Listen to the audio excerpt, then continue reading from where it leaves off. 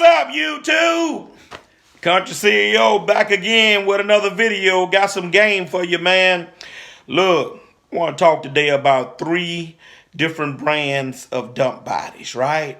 3 different brands of dump bodies, right? In the previous video, I talked about steel versus aluminum dump beds, right? Kind of gave you a pro and a con on those two. Didn't really go into depth about the different brands, right? So I wanted to come back and just kind of talk to you about the different brands that are out there. There are several, right? And I'm going to talk about the ones that I personally had experience with, right? Over the course of these 21 years and some others that I've seen, right? All right, so basically we all know, the body is your choice, right? And you can choose whatever body, especially if you're buying a brand new truck, you can kind of, tell them which body you want to put on there, or, many times the dealerships are putting them together, or if you go buy a used one, it already got the body on it, right? You really don't have a choice. You just got to decide whether or not you want to go ahead with that body on that truck.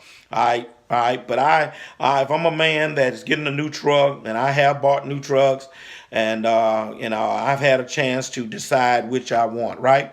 But my first truck was a used truck. Many of you have heard me talk about that truck. It was a used rider truck I bought out of Houston, Texas. Already had a box on it, right? Guess what that was? That was a Warren. It was a brand new Warren box, about an 18, 19 yard box. Wasn't a real big box, but they put the boards on top, so it made me get to 20 yards, okay? All right, it was a Warren, brand new, served me well. It was a square box, right? I think the sides were about 3.5 foot sides with the board, kind of came to almost 4. All right, and it served me well. I really had no complaints out of the Warren box. The only issue I had with that truck is that, I wish, I knew about T1 steel. Well, I didn't. So, after the course of time of hauling different things, a couple years, the bed got kind of beat up. And if you've been in a dump truck longer than a day, or if you're looking to get in here, you're going to find out that once that floor gets beat up by hauling rough stuff, then hauling dirt gets stuck in your bottom, on the floor. That's why you got to keep a shovel on the truck, right? Right. So I had a Warren, and I do see Warrens out here a little, not a whole bunch in our area, right?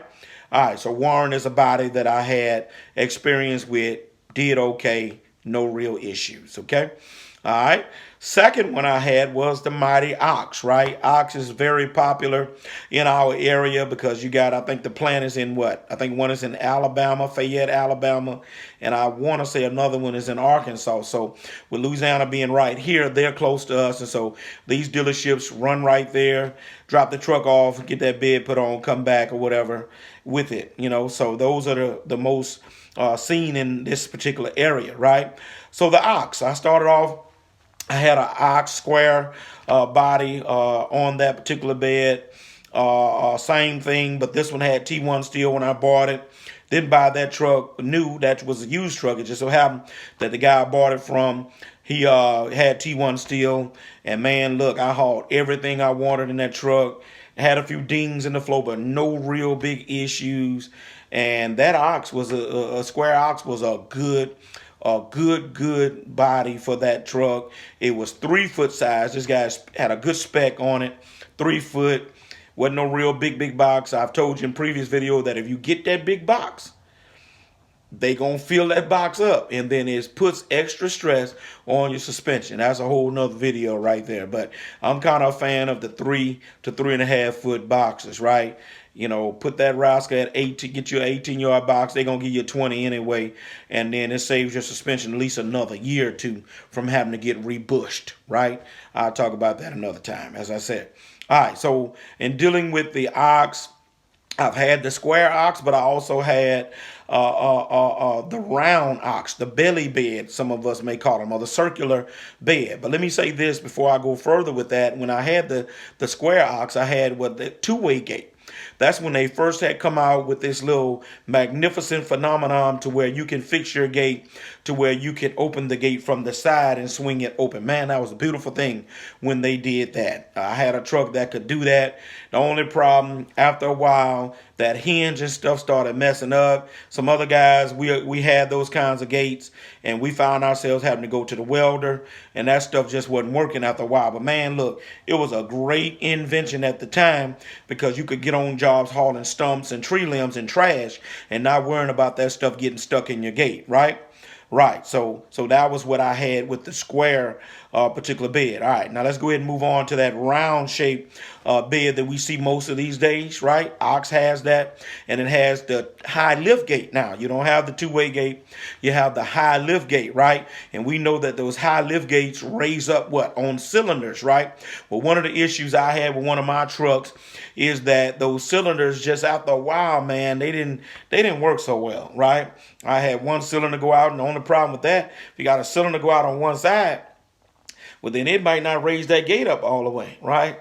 And it just began to be a headache, man, with that gate, with that high lift gate, with the cylinders. This is when they first done it, right?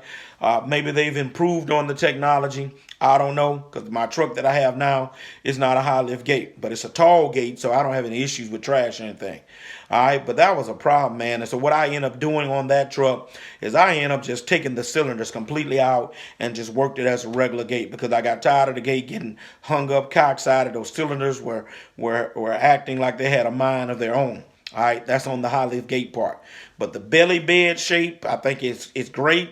I think it works well for dirt and asphalt things coming out. I love it. You know, my truck I got now is a round shaped bed. And so I love that it has worked well. And then it has T1 steel in on the floor. And so it can take a big beating and keep on ticking, right? All right, not many, my flow is almost still just as smooth as a baby's bottom, okay? All right, so that ox.